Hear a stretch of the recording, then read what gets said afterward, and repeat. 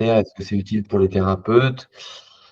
Pourquoi le faire? Quelle est la pertinence? Il y a des réseaux sociaux en face qui sont, Facebook, Instagram. Est-ce que c'est complémentaire? Est-ce que, il faut faire l'un ou l'autre? Donc voilà, le but, ça va être de comprendre un petit peu comment ça se situe dans la galaxie des outils de communication et voir si, pour les thérapeutes, ça peut être d'une grande utilité ou non. Donc, je vais me présenter d'abord. Je m'appelle Benoît, je suis responsable marketing communication à l'École centrale d'hypnose. Je suis aussi enseignant à côté, en école de commerce et j'ai créé récemment, Être thérapeute qui est, une plateforme. Le but, c'est de créer des ateliers de soutien, du soutien, des formations en ligne et en présentiel pour apporter aux thérapeutes des solutions pour, découvrir le marketing. Parce que quand on est thérapeute, on est formé à la thérapie, on est formé à construire une séance thérapeutique, on est formé à plein de choses, mais la communication et le marketing, ça reste des outils, indispensables qu'on n'a pas toujours et donc dont on a besoin. Moi, mon objectif, c'est de vous partager, ce que j'ai pu, apprendre là-dessus. Alors, Google Ads, le sommaire un petit peu. Pourquoi Google Ads est essentiel pour les thérapeutes? Donc on va faire un tour précisément de la question, comprendre le fonctionnement. Donc on va passer, en revue, un petit peu les fonctionnalités de Google Ads et le langage et ensuite on va aller sur comment on fait pour lancer une campagne. Avant tout, je vous ai mis une petite statistique. Donc ça, c'est un institut qui s'appelle le Meltwater Institute et qui fait des statistiques chaque année sur l'usage, de l'internet dans le monde. Donc que ce soit, les appareils qu'on a connectés à internet, dans quel pays, combien de temps on y passe, sur quel site, et cetera. Et donc ça, c'est une partie du rapport qu'ils font chaque année et c'est, le l'indicateur des référentiels des moteurs de recherche. Donc vous avez les moteurs de recherche par pourcentage d'utilisation dans le monde. Donc première réponse qu'on a déjà, c'est pourquoi utiliser Google Ads? Eh ben parce que Google, c'est, le moteur de recherche qui est utilisé dans plus de 9 cas sur 10 dans le monde entier. Heu, donc c'est vraiment important. C'est une grosse base de données, une grosse base de ressources et donc je pense que c'est une information qui est assez importante à avoir en tête avant d'aller un peu plus loin dans la description. L'importance de la première page Google. Donc ça, c'est une page Google, vous l'avez déjà vue, heu, mais ça vous donne pour vous donner une idée, il faut savoir que 92 des internautes, vont pas plus loin que cette première page et la plupart même d'entre eux, 80 dans ces 92 ils vont pas au-delà des 5 premiers choix. Là, ce que je vous ai mis en évidence, c'est, 3 choses. Les Google Ads et donc pour ceux qui ne le situaient pas et ben, vous le voyez enfin, c'est quand vous faites une recherche Google et qu'il y a marqué sponsorisé ou annonce. Donc ça, c'est une publicité, c'est une Google Ads, hein, puisque en anglais ads, c'est publicité. Vous avez sur la droite Google Shopping, qui est quand vous proposez, des produits à vendre. Alors, dans le cas de la thérapie, ce ne sera pas forcément, utile, mais si vous devez vendre des livres, des conférences et cetera, même pas trop des conférences, mais plutôt des livres, des produits, ça vous pouvez les mettre dans Google Shopping et ensuite vous avez ce qu'on appelle le SEO, heu, ce qui est, quand votre site remonte avec un mot-clé et donc ça, c'est on le voit juste en bas, heu, les sites qui remontent en premier. Donc comment Google classifie les résultats? Et ben, d'abord, quand vous tapez un mot, une recherche, il va vous mettre les gens qui ont payé pour être présents sur cette recherche et ensuite les sites, qu'il juge le plus, susceptible de répondre à votre, question. Donc c'est ça le SEO en fait, c'est le Search Engine Optimization. C'est le but, c'est quand on tape hypnothérapie de Paris, que votre site remonte de manière gratuite. Le SEO est gratuit, le Google Ads est payant. Et donc le but du SEO, c'est que ça remonte dans les résultats Google pour vous faire apparaître. Mais pour ça, il faut créer du contenu parce qu'il faut que Google identifie une certaine redondance et un certain nombre de mots-clés dans votre site pour vous faire remonter. Google, comment il fonctionne? Il fonctionne avec des intentions de recherche. Là, je vous ai mis 3 exemples. Vous avez tendance mode hiver 2019, donc il va identifier pas ça comme intention de recherche. Acheter chemise bleue en ligne, ça il identifie tout de suite l'intention d'achat et vous avez les listes qui sont déroulées. Pourquoi c'est important de comprendre ça? Parce que Google, il va montrer vos annonces en fonction de vos objectifs à des gens qui sont plus ou moins avancés dans leurs intentions de recherche. Par exemple, si vous avez un objectif de notoriété, eh ben, il va montrer votre site à toutes les personnes qui ont tapé globalement des choses à propos de la mode. Donc tendance mode hiver, on est dedans. Acheter chemise bleue en ligne, on est dedans. Donc ça, c'est pour une question de notoriété. Vous serez visible partout. Mais si vous avez par exemple un objectif de vente, donc vous avez une chemise bleue à vendre sur votre site, donc là, on va mettre la conversion différemment, mais si vous avez une séance de thérapie à proposer, si vous avez une prise de rendez-vous, si c'est ça votre action de conversion, hein, une action de conversion, c'est sur un site marchand, bah, c'est vendre, donc c'est validation du panier et achat, par exemple, de la chemise bleue. Pour vous, en tant que thérapeute, un exemple d'action de conversion, ça peut être la prise de rendez-vous sur votre site internet. Et donc, en fonction de ça, il ne va pas montrer votre annonce. Si vous lui dites que je ne veux pas être sur la notoriété, mais je veux être sur la vente, la conversion, il ne va pas montrer votre annonce aux mêmes prospects. Il va essayer d'identifier les prospects qui sont le plus susceptibles de convertir. Donc là, l'exemple parfait, c'est tendance mode hiver et acheter chemise bleue.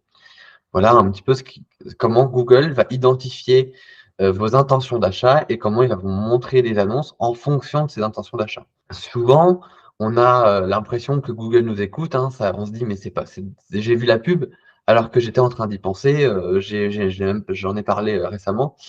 En fait, c'est pas forcément, il vous écoute pas, mais il est capable de comprendre où vous en êtes dans votre processus de réflexion. C'est-à-dire, si demain vous tapez se loger Orléans ou acheter maison à Orléans ou acheter une maison, appartement à Orléans, il va comprendre que vous avez cette recherche. Si il identifie qu'il n'y a plus eu de recherche comme ça pendant 6 mois, peut-être que dans 6 mois, il va commencer à vous proposer des pubs sur les tuyaux d'arrosage. Pourquoi? Parce qu'il aura sûrement identifié en fonction des autres recherches que vous avez fait, etc., que vous avez acheté votre maison.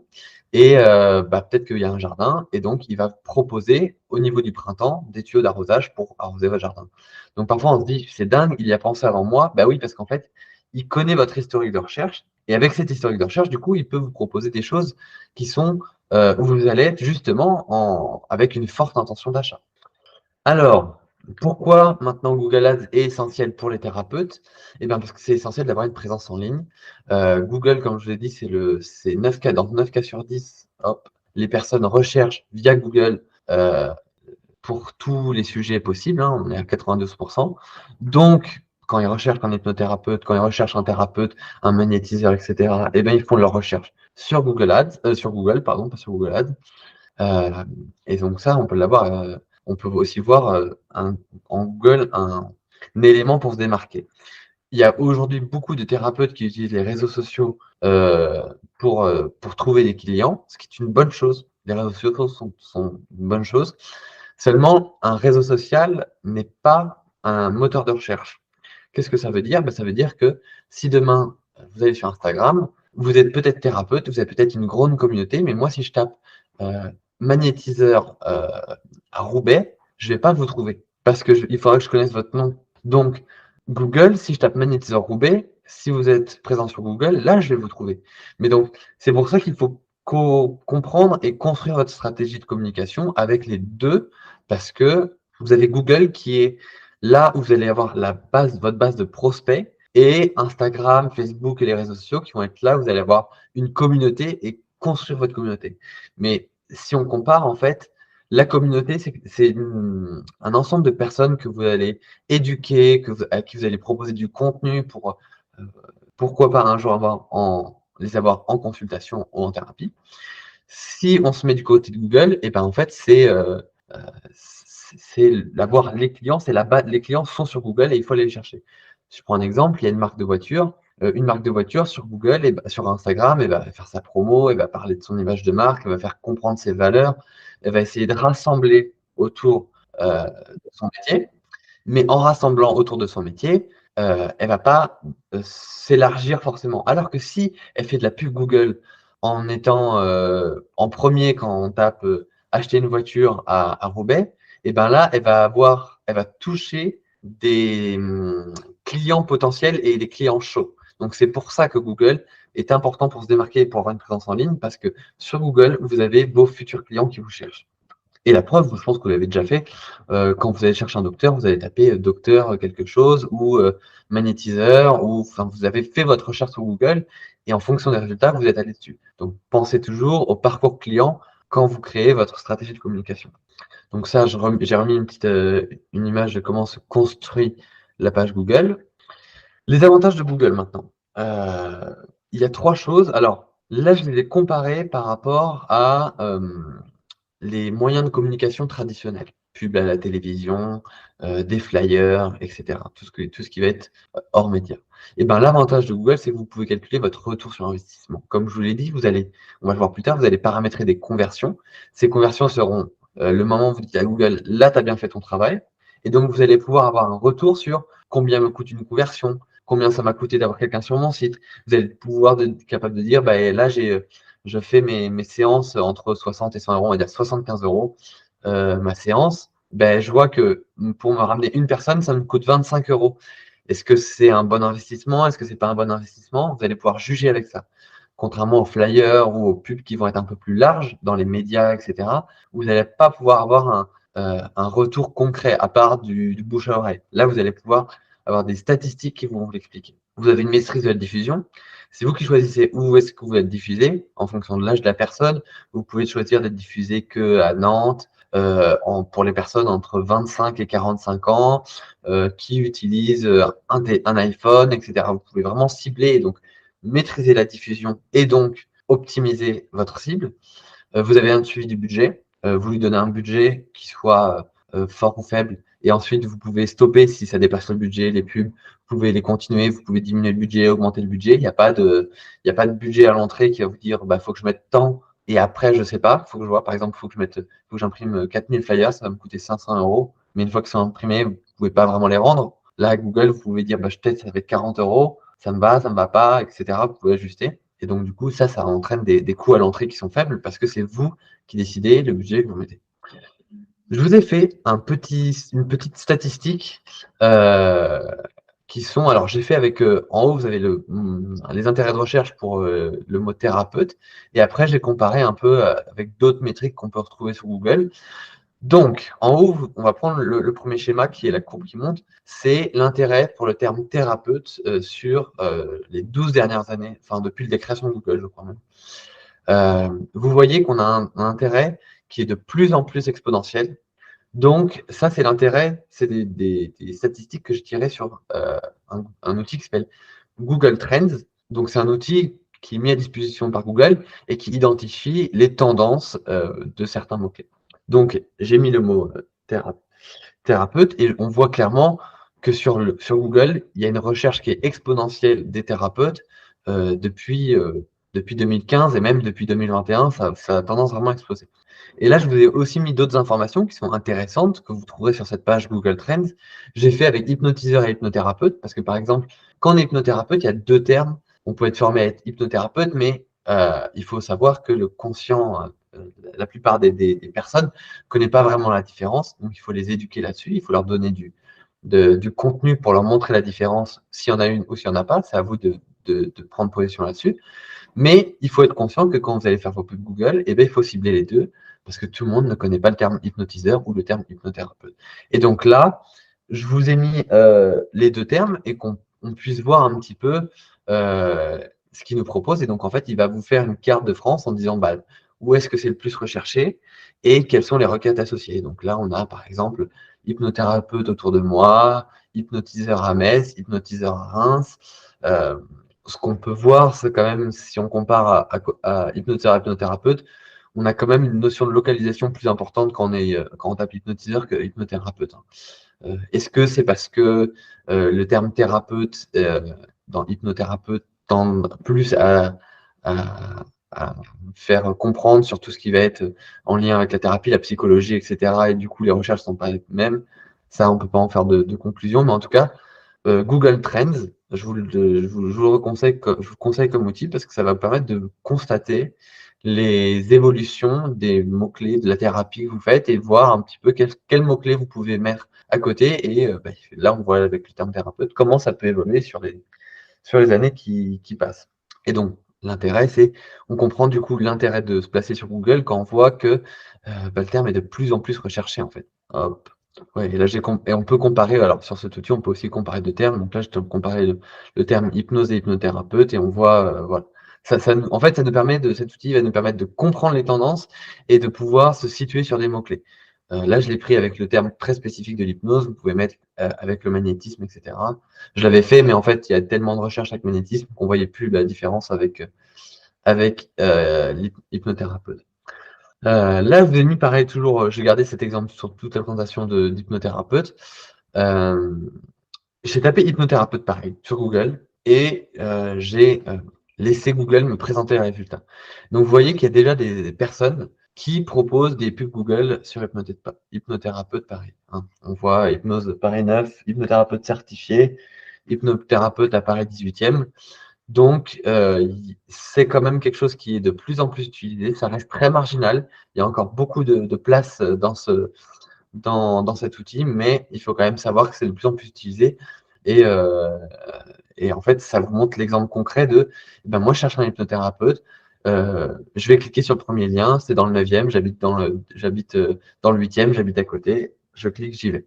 Donc, le client, hein, le patient, en fonction de si vous êtes médecin ou non, pour le parcours client, c'est super optimisé parce qu'en fait, mais vous captez tout de suite l'attention directement de prospects qui sont super chauds. Et là, vous le voyez. Vous voyez même qu'il a mis l'extension prendre rendez-vous. Ça veut dire qu'on peut encore aller même plus loin dans la conversion et pas faire une pub Google qui redirige vers notre site et une fois qu'il est sur notre site, diriger vers une page de réservation. On peut directement passer sur la page de réservation si l'annonce est bien faite et que le prospect estime qu'il a toutes les infos et qu'il peut passer directement au rendez-vous. Je vous ai mis maintenant un exemple de à quoi ressemble l'interface Google. Donc là, on est sur Google Ads. On est sur la page d'accueil de Google Ads. Donc, il faut créer un compte, bien sûr. Mais une fois qu'on a créé un compte, on a ce tableau. Alors là, c'est sur un compte qui est inactif, donc on n'a pas de maîtrise. Mais en gros, il nous dit, donc vous avez en bleu ce qui est le CPC moyen. Le CPC, c'est le coût par clic. Euh, on a le nombre de clics en orange, le coût total en vert, et en rouge, il y a le achat-vente, mais aussi on peut paramétrer les conversions. Ces trois statistiques, elles vont vous permettre de savoir combien vous avez dépensé en Google Ads, combien de personnes se sont rendues sur votre site, et combien ça vous a coûté d'avoir une personne qui se rend sur votre site. Et vous pouvez m'ajouter combien ça vous coûte une personne qui convertit. Parce qu'une personne qui convertit n'est pas forcément une personne qui se rend sur votre site. Encore une fois, on va le voir juste après, mais une action de conversion, vous décidez quelle est-elle. Est-ce que c'est une prise de rendez-vous? Est-ce que c'est se rendre sur le site?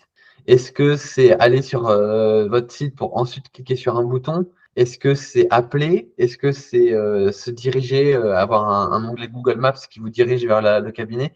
C'est à vous de décider. Il y a plusieurs types de conversions, mais il y a plusieurs types de conversions, mais en général, on utilise quand même la métrique de base, donc la statistique de base, c'est le coût par clic moyen, pour savoir combien ça me coûte une personne qui arrive sur mon site.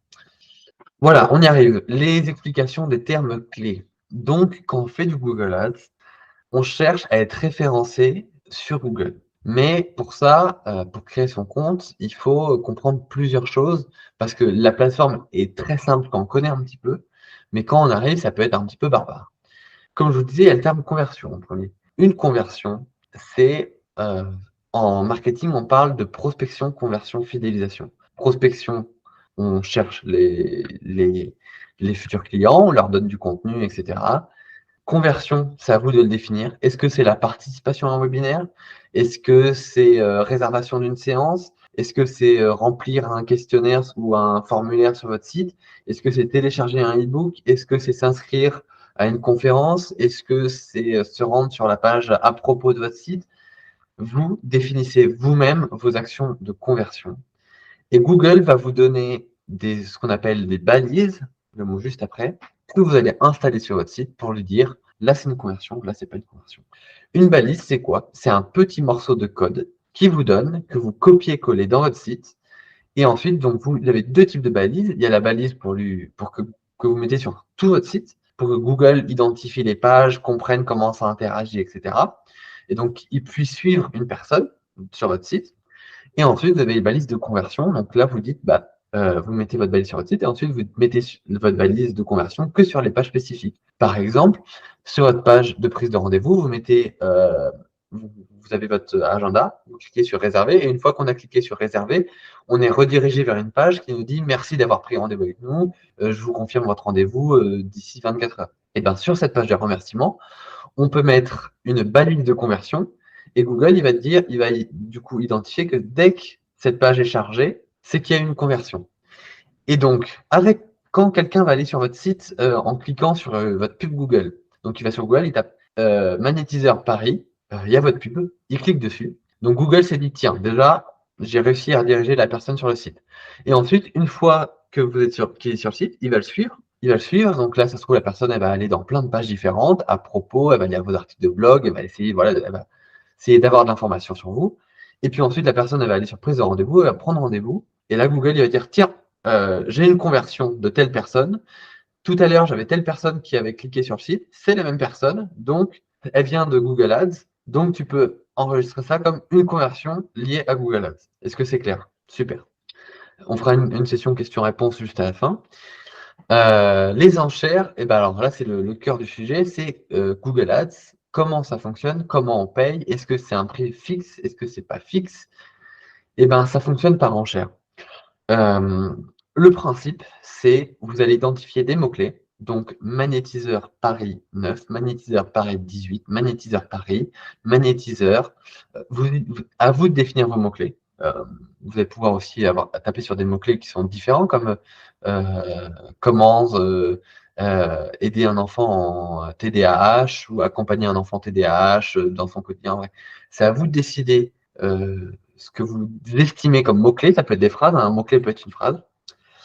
Et donc, quand Google va voir quelqu'un qui va dire, quelqu'un qui tape sur Google hypnothérapeute Paris, eh ben, il va prendre toutes les personnes qui ont mis ce même mot-clé et il va dire qui paye le plus ou qui est prêt à payer le plus et il va vous répertorier dans l'enchère. Par exemple, si moi je suis prêt à mettre 1 euro, mon voisin il est prêt à mettre 50 centimes et celui d'à côté il est encore prêt à mettre 25 centimes, et ben, quand la personne va taper hypnothérapeute, et ben, je serai en premier.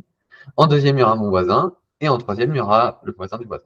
En gros, il va classer comme ça pour identifier qui est prêt à mettre le plus. Une enchère n'est pas un budget. Donc, vous pouvez dire à Google, moi, je ne veux pas mettre plus de 50 euros par mois. Par contre, je suis prêt à mettre 5 euros par personne qui recherche l'hypnothérapeute Paris. Et donc là, vous allez potentiellement avoir l'enchère, c'est sur le coût par clic. Hein. C'est une enchère pour avoir un clic. Et donc là, Google, il peut vous référencer en tout premier. Ou, voilà, c'est à vous de définir. Et potentiellement, vous pouvez avoir du coup que 5 clics si vous mettez que 50 euros par mois. Mais est-ce que mais Google, du coup, plus vous mettez une enchère haute, plus il va vous présenter un prospect qui est susceptible de convertir. Et encore une fois, une enchère, c'est pas définitif. Si vous mettez 5 euros d'enchère maximum et que vos voisins mettent tous 10 centimes, eh ben, Google il va vous faire payer 15 centimes ou 20 centimes d'enchère. Il ne va pas vous faire payer au maximum de ce que vous avez mis. Vous mettez la notion d'enchère, vous lui mettez, en fait, à Google, vous lui dites une fourchette, en fait. Je suis prêt à payer entre 10 centimes, et en général, c'est entre 10 centimes et 10 euros. La fourchette est large, mais je suis prêt à payer entre 10 centimes et 1 euro pour avoir quelqu'un sur mon site. Les mots-clés, comme je vous l'ai dit, c'est un ensemble de mots, de phrases, de termes, de significations sur lesquels vous souhaitez être référencé. Les annonces, ce sont ce qu'on a vu juste avant, quand j'avais vu la personne qui avait marqué hypnothérapeute Paris 9, prenez rendez-vous, ça c'est une annonce. Les annonces, ça peut être plein de choses, ça peut être les annonces Google, comme on a vu, qui sont très simples. Donc vous tapez hypnothérapeute Paris 9 et il y a votre annonce qui passe en premier. Ça peut être des annonces Google Shopping. Donc, on a vu l'onglet shopping, et là, vous pouvez faire en sorte de te référencer en premier en payant aussi. Quand vous êtes sur YouTube et que vous avez une pub qui passe, c'est aussi une annonce. Quand vous êtes sur un site et qu'il y a une petite pub dans un encart, c'est aussi une annonce. Quand vous allez sur un site, par exemple, moi j'ai l'application, une application d'information sur mon téléphone. Quand je l'allume, j'ai une pub et avec une petite croix qui s'affiche et voilà. Ça, c'est une annonce aussi. Les annonces peuvent être sur différents supports. Et le groupe d'annonces, c'est un ensemble dans votre campagne, en fait, quand vous allez dire, moi, ce que je veux, c'est de la prise de rendez-vous, et vous allez créer plusieurs annonces pour dire, voilà, je veux une annonce sur YouTube, je veux une annonce sur Google comme ça, je veux une annonce sur Google Shopping, je veux une annonce sur les sites, Et donc, c'est à vous de définir ensuite, une annonce va répondre à un emplacement. Là, on est maintenant, donc j'étais, hop, je remonte un peu en arrière, j'étais sur ma plateforme Google et là, j'ai cliqué sur le bouton bleu en plein milieu de l'écran qui est nouvelle campagne. Et donc, quand je dis nouvelle campagne, je dis je veux créer une annonce sur Google. En fait, je veux créer je veux être référencé sur Google Ads. Et après, lui, il fonctionne comme un entonnoir. D'abord, on va aller du plus large et puis ensuite, on va aller petit à petit vers le plus en affinant.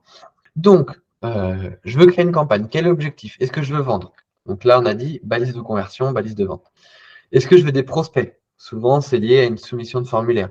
Est-ce que je veux du trafic sur mon site web? Ça veut dire que je veux, là, le coût par clic, par exemple. Le coût par clic est parfait. Et je veux qu'il y ait plus de monde qu'il y a sur mon site. Est-ce que je veux de la considération de marque ou produit? Donc là, le but, c'est, je vous le dis, c'est inciter les utilisateurs à découvrir vos produits ou services. En fait, vous allez avoir différents types d'objectifs en fonction. Est-ce que vous voulez que tout le monde vous connaisse? Vous n'avez pas forcément un objectif de conversion, mais ce que vous voulez, c'est que tout le monde vous voit. Est-ce que vous voulez que tout le monde aille sur votre site internet? Ou est-ce que vous voulez avoir des prospects ou des ventes? C'est à vous de définir.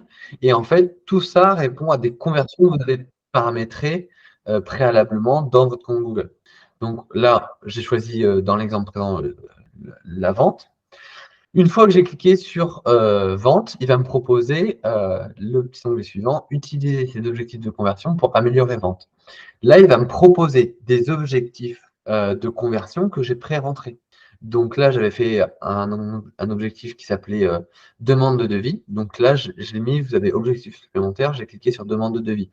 Et j'ai enlevé les autres en disant, moi, ce que je veux, c'est des demandes de devis. Donc, ce que je lui dis, c'est, ce que je veux, c'est des gens qui remplissent le formulaire et donc qui ont l'action de conversion, demande de devis. OK? Je lui dis tous les autres trucs, je veux pas. Aller sur mon site internet, je veux pas. Prise de rendez-vous, je veux pas. Moi, ce que je veux, c'est de la demande de devis.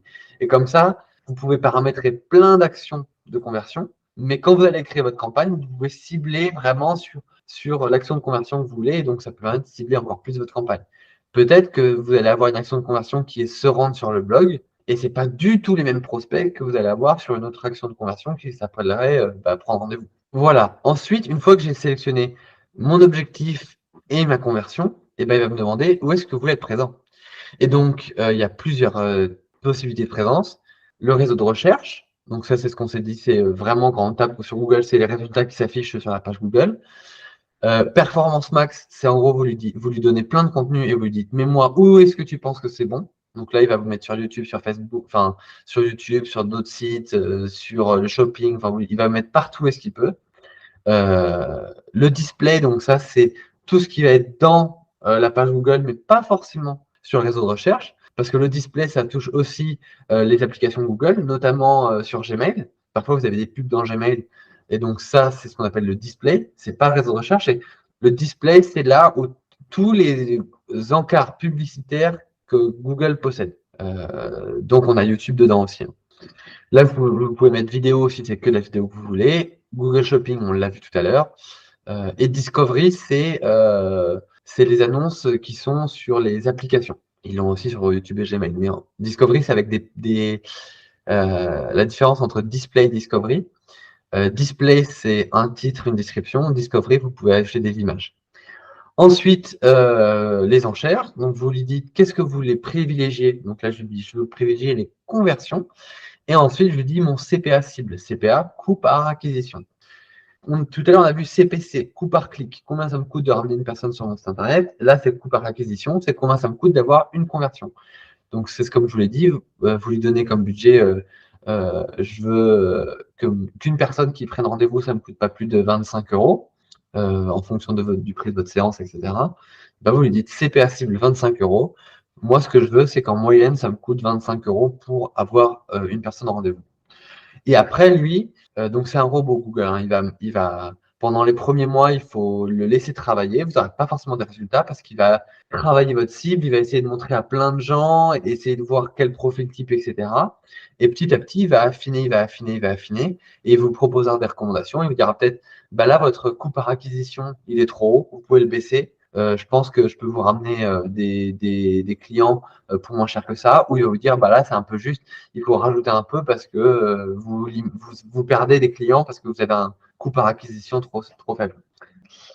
Là, je paramètre la langue, les zones géographiques que je veux. Donc là, c'est là où vous pouvez mettre, par exemple, si vous êtes thérapeute, c'est parfait à cet endroit-là. Vous pouvez mettre, bah, je vais te montrer que à Nantes, que à Paris, que à Lyon, à Roubaix, enfin, vous pouvez décider de l'espace géographique, de la langue aussi. Alors, attention sur la langue, on est en France, on parle français, oui, mais il y a beaucoup de gens qui ont leur téléphone ou leur ordinateur en anglais. Donc, pensez aussi à mettre anglais parce que vous pouvez vous limiter juste parce qu'il y a des gens qui l'ont mis en anglais par habitude. Là, vous pouvez paramétrer des dates de début, des dates de fin, etc. Vous pouvez paramétrer un peu plus votre annonce. Ensuite, maintenant, donc on a défini à peu près le contexte. Maintenant, il faut savoir bah, à qui on le montre. Et donc, c'est là que vous allez définir vos mots-clés. Il y a plusieurs types de mots-clés. Soit vous les utilisez en lui fournissant une URL. Donc, vous prenez une URL qui est par exemple l'URL d'un concurrent ou sur Doctolib, vous tapez hypnothérapeute et l'URL de recherche, vous la collez là-dedans et il va vous proposer des mots-clés liés à cette URL. Donc là, vous pouvez prendre, par exemple, si on est thérapeute, n'hésitez pas à mettre des URL Médoucine, thérapeute, Résalib, Doctolib. Il va vous proposer des choses comme ça qui seront en lien. Et après, ce sera à vous de vous choisir quel mot-clé vous voulez choisir. Vous pouvez aussi choisir manuellement, taper manuellement vos mots-clés. Donc là, je peux taper dans la zone saisir les mots-clés, je peux taper hypnothérapeute, Paris, hypnotiseur Paris, hypnose Paris, euh, hypnose sommeil, Paris, etc. Vous pouvez même juste mettre hypnose sommeil, pas forcément mettre la ville, mais comme dans l'étape d'avant, vous avez défini votre zone géographique, il ne va pas vous montrer hypnose. Si vous tapez hypnothérapeute et pas hypnothérapeute Paris, vous ne segmentez pas sur l'annonce. Vous tapez hypnothérapeute, mais que vous avez mis avant que vous voulez être que à Paris intramuros, et ben, si quelqu'un tape hypnothérapeute à Roubaix, il ne vous trouvera pas. Donc vous pouvez mettre des mots-clés qui sont plus larges, mais avec l'emplacement géographique que vous avez défini avant, vous allez le restreindre. Voilà pour ça. Et ensuite, eh ben, vous allez créer votre annonce. Donc, quand vous créez une annonce, il y a plusieurs choses. Google est un robot qui a besoin de tester de façon permanente votre contenu. Et pour qu'il teste, il faut lui donner le plus de contenu possible. Quand vous allez créer votre annonce, donc là, on a sur le bloc de gauche, vous lui dites l'URL finale. Donc, et ça peut être l'URL de votre site, ça peut être l'URL de votre prise de rendez-vous. C'est à vous de décider l'URL sur laquelle vous voulez rediriger les personnes qui vont cliquer sur votre annonce. Moi, ce que je vous conseille, c'est de mettre une URL de site et après mettre des annexes. Donc, c'est dans la page de gauche, mais un petit peu plus bas. Je ne l'ai pas affiché ici.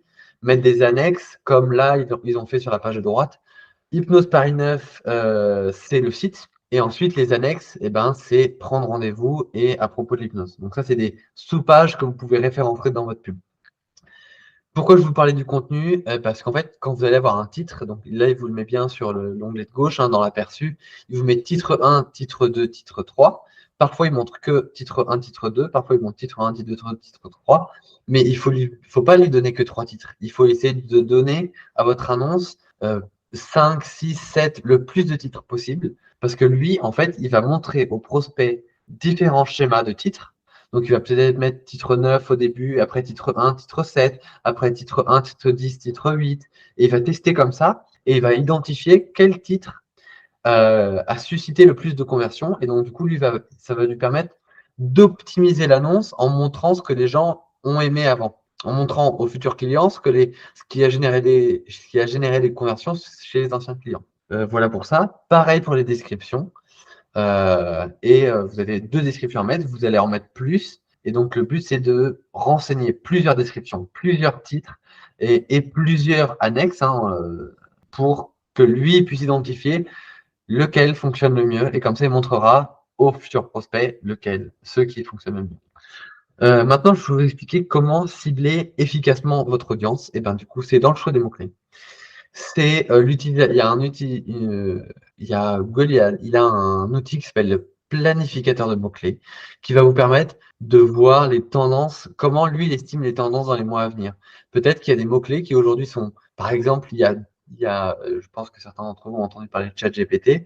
Et ben, il y a quelques mois, ChatGPT, c'était très peu utilisé. Si on prend ça a explosé au mois de décembre, donc si on prend de novembre, ça existait déjà. Mais peut-être que Google avait identifié la tendance et aurait pu avec cet outil, vous recommander des mots-clés qui, dans le futur, risquent d'avoir un fort impact. Et donc, cet outil va vous permettre de comprendre les mots-clés qui fonctionnent aujourd'hui et de dénicher des mots-clés pour le futur. Et plus vous êtes référencé sur des mots-clés qui potentiellement dans le futur fonctionneraient, plus vous allez vous différencier par rapport aux autres et être présent sur des mots-clés là où les autres ne sont pas, et vous différencier en fait, tout simplement. Les ciblages, très important. La ville, la région, le rayon que vous voulez cibler. Hein. Vous pouvez aussi cibler par âge sur Google. Peut-être qu'en fonction de… Alors ça, c'est dans d'autres webinaires, on évoquera ça, mais en fonction de votre persona, donc de votre client type, et ben peut-être que toutes les personnes en dessous de 25 ans et toutes les personnes au-dessus de 55 ans, c'est pas des gens à qui vous voulez montrer vos annonces parce que c'est pas forcément votre cœur de cible. Donc, vous pouvez écarter ça. Et en fait, si vous mettez déjà une zone géographique, un âge type et un mot-clé, déjà, vous restreignez pas mal et vous avez de plus de chances d'être montré à des personnes qui répondent, qui sont votre cible, en fait. Et ensuite, bah, pour se différencier et pour être efficace, il faut travailler son annonce. Sur l'annonce de tout à l'heure, si on y revient, hypnose Paris 9, hypnothérapeute certifié Paris, peut-être qu'on a besoin d'informations qui est. Alors, on voit dans la description Samuel Youn, peut-être qu'on peut avoir plus d'informations sur son nom, sur sa formation, sur ce qu'il propose, sur est-ce qu'il est spécialisé en hypnothérapeute spécialisé en phobie. C'est important de montrer et de vous spécialiser,